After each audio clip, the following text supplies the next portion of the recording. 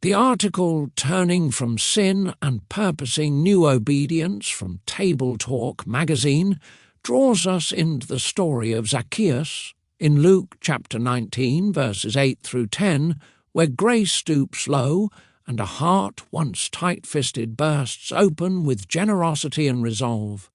It is a scene where repentance is not only a tearful turning from sin, but also a joyful purposing of new obedience, a melody of sorrow and gladness woven together. In these verses we glimpse the Son of Man seeking and saving, and in Zacchaeus we see the dance of redemption. Now for our reading.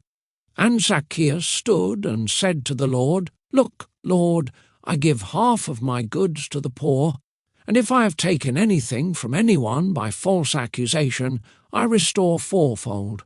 And Jesus said to him, "Today salvation has come to this house, because he also is a son of Abraham. For the Son of Man has come to seek and to save that which was lost." Luke chapter 19, verses 8 through 10. Conversion, which follows effectual calling in the order of salvation, is the decisive act of faith in the Lord Jesus Christ and repentance from sin, by which we enter into a saving relationship to God and are reconciled to Him. Faith has priority in conversion, even though saving faith and repentance are inseparable graces. As we have seen, authentic repentance includes a sinner's coming to a true sense of his sin and an apprehension of God's mercy through Christ Jesus. Yet true repentance does not end there. Westminster Shorter Catechism 87 summarizes the Bible's teaching on repentance, telling us that to repent truly means also that a sinner with grief and hatred of his sin turn from it unto God with full purpose of, and endeavour after, new obedience.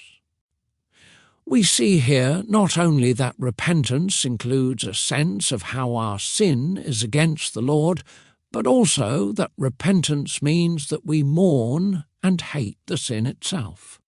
Texts such as Psalm 38:18 and Jude 23 tell us as much. In repentance, we also turn from the sin unto God. This turning requires that we acknowledge the wrongness of our sin, forsake it, and reorient ourselves to the Lord. Certainly, we cannot do this unless our Father grants repentance that leads to life, so our repenting is a gift of His grace that we do not work up in ourselves. Still, those to whom God grants repentance will truly repent, will change their minds about the nature of their sin and agree with Him that it is evil. They will look to Him for forgiveness and mercy.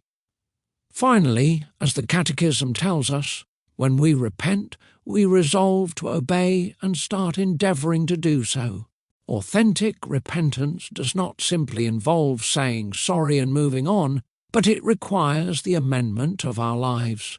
This does not mean that we are not truly repentant if we fall into the same sin again, for we will struggle with sin until we are glorified and must continually look to Christ.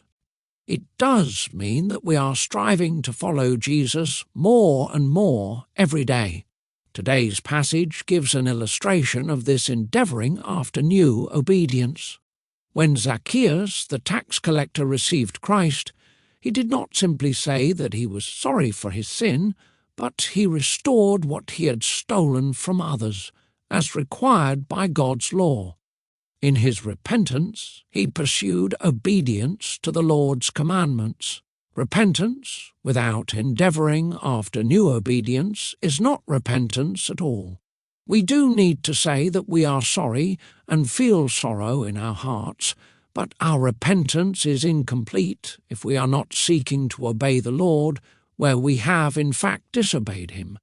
As we repent, let us seek not only to feel sorrow, but to discern where we need to make a change and obey the law of God. This concludes our reading. Thank you for listening.